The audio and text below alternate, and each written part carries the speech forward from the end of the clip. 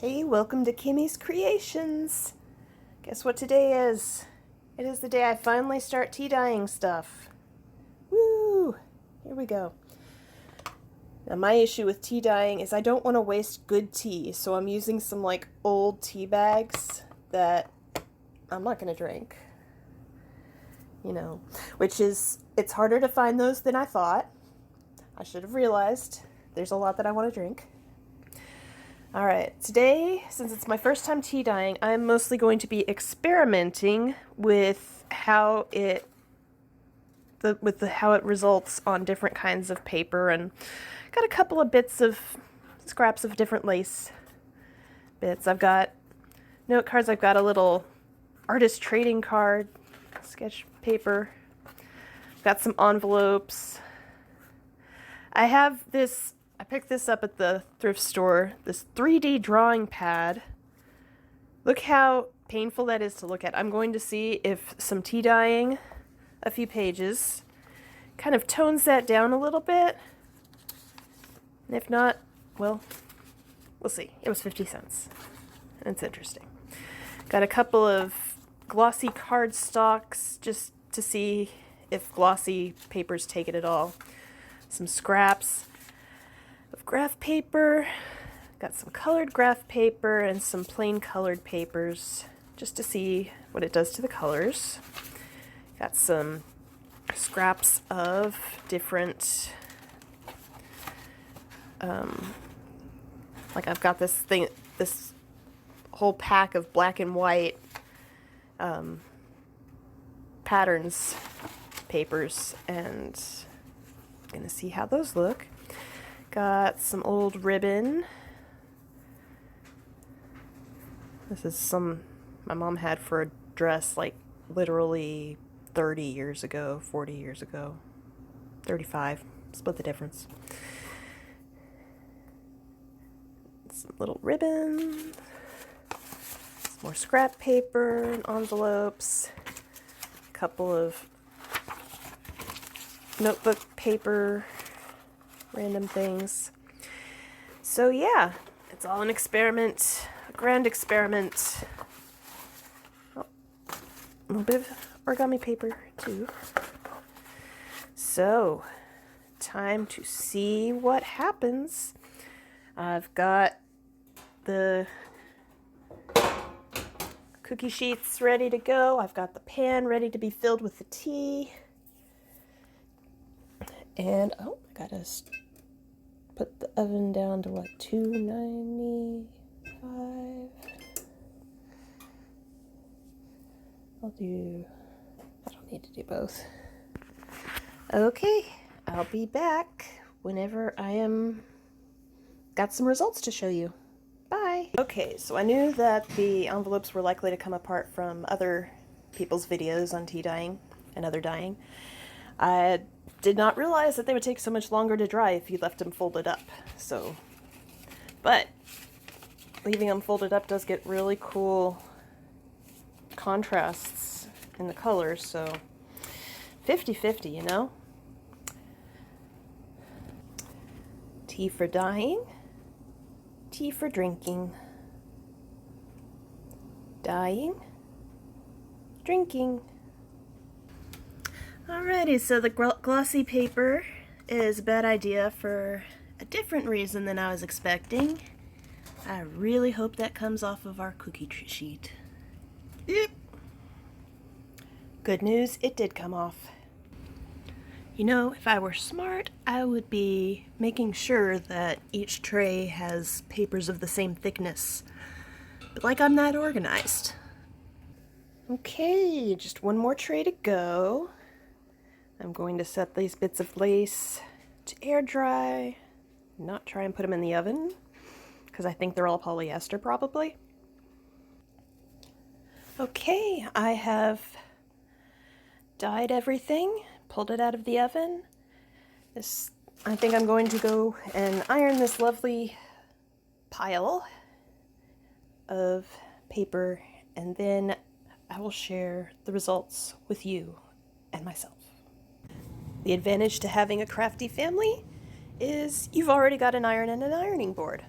The disadvantage to having a crafty family, you've got to wait your turn for the iron and the ironing board. But now I can get started. And ta-da! My big pile of paper has become a nice, lovely, much flatter stack of paper. Why have I been recording this whole time in portrait mode? Let's see what happens if I switch it. Okay, I hope that's better and not too disorienting to watch. But let's take a look at my results. Alright, so I'm pretty pleased with most of this. Look at the spots and speckles and ripples on this.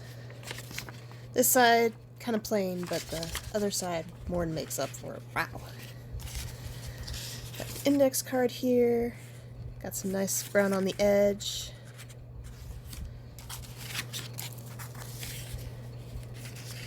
Another one of these strips.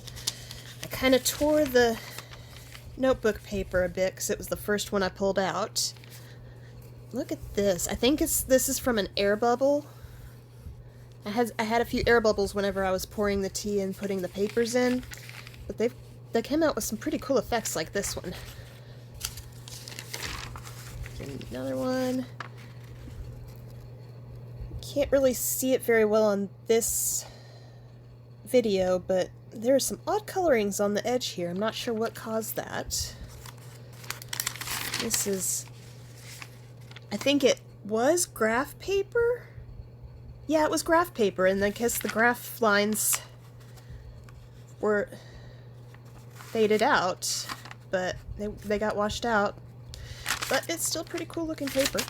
Nice. And here are my envelopes and their little varieties. They've just got all sorts of different patterns depending on when I unfolded them and stuff. And which side was face up first. Grab the paper.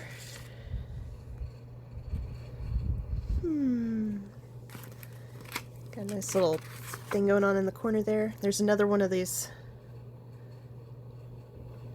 bubbles. Some more air bubbles if you can see that. Here is the 3D paper. Hopefully it's not too painful to look at right now. It actually is a little less eye distressing in faded form. I'm not sure. I forgot to bring the pad of untouched pages in here to compare them to, but I'm fairly satisfied. Just some kind of thicker paper. It came out pretty well. It's got more of the air bubbles. Another one of these. When it folds up, it's going to be like light and dark and light and dark. So that's going to be pretty cool. Another index card. This one got really dark. Oh, this is the one. I discovered that the colored strips that I put in actually bled onto the papers around them, so wound up with some pretty cool effects. See, here we've got some like orange or red. You know, I could have sworn the light was better in this room when I started. Anyway, this didn't really get much, I don't think. There's a little bit of browning on the edge, so probably not going to do glossy stuff again anytime soon or ever. More of the 3D paper. Had some old scribbles on it. Here are those colored strips. They came out pretty well. Most of the papers wound up a lot browner on one side than the other, probably depending on which side was up in the oven first. These got really brown. So that's pretty cool, those little strips. Envelope, more strips, super brown strips. There's this used envelope. Not used, salvaged.